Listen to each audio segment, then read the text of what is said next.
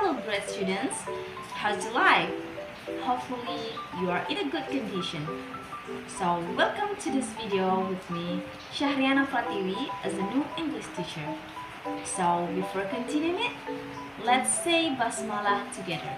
Bismillahirrahmanirrahim. Well, grade students, in this moment, I'd like to say congratulations for you all because you are in the second semester.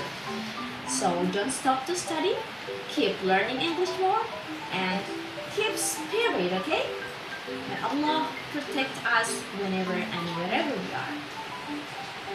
I want to ask you, in this first meeting of the second semester, what we are going to learn about? Does anyone know? Alright, so now we are going to learn about article. Great students, tujuan pembelajaran kita kali ini yang pertama, memahami perbedaan dan penggunaan fungsi sosial dari artikel an, dan the untuk pengenalan benda sekitar dengan benar. Yang kedua, menyebutkan contoh kata atau kalimat dari artikel an, dan the untuk pengenalan benda sekitar dengan benar. Okay, what article means? Jadi artikel adalah kata sandang yang digunakan untuk membatasi pengertian dari noun atau kata benda. Nah, artikel juga digunakan untuk memodifikasi thing, benda, person, orang, animal, binatang, place, tempat, dan idea atau gagasan. Nah, there are two kinds of article. Indefinite article and definite article. Definite article meliputi a dan an, sedangkan definite article meliputi the. Nah, untuk mengetahui perbedaan dari kedua fungsi tersebut, kita akan langsung bahas satu persatu. So, let's check it out.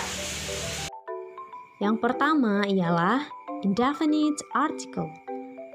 Digunakan ketika kita ingin menunjukkan sesuatu yang belum jelas atau tidak spesifik.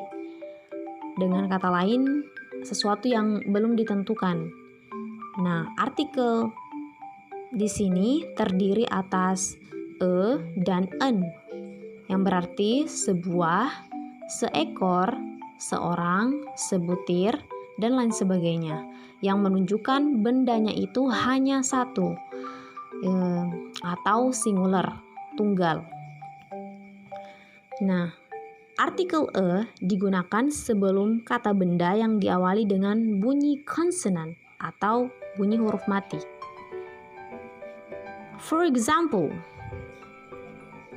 a veil, sebuah jilbab. A pen, sebuah pulpen. A student, seorang murid.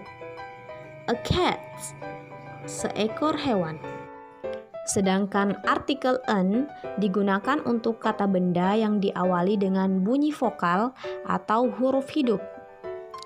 A, I, U, E, dan O. For example, an egg, an egg.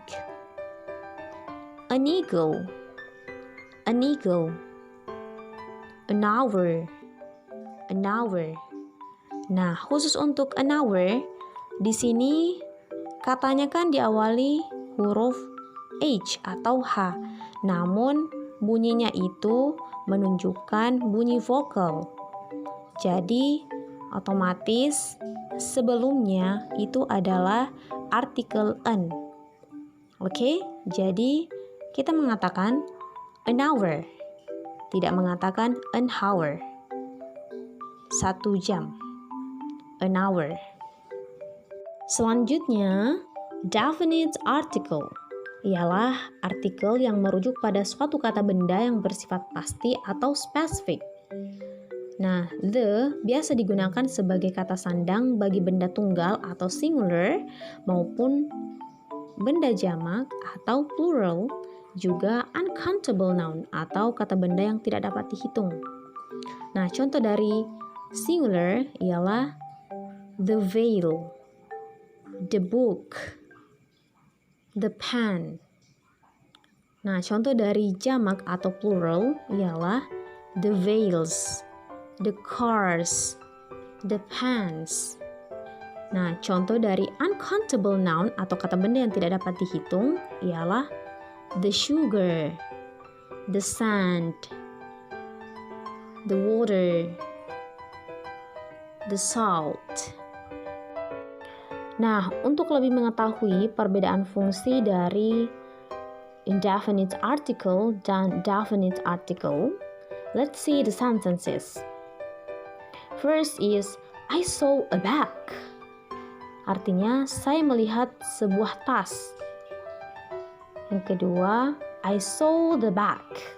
Artinya, saya melihat tas itu. Nah, coba perhatikan. Mana yang lebih spesifik dan mana yang tidak spesifik. Kalimat I saw a bag yang dikatakan itu tidak spesifik. Sebuah tas. Tas yang mana? Itu berarti bisa tas mana saja. Jadi tidak spesifik. Tidak menentu atau tidak jelas. Sedangkan kalimat I saw the bag itu lebih spesifik karena mengartikan saya melihat tas itu. Itu sudah jelas. Tas yang mana yang dimaksud. Jadi tas itu.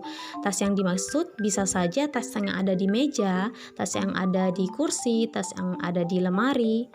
Nah, itu sesuai yang ada dalam konteks kejadian.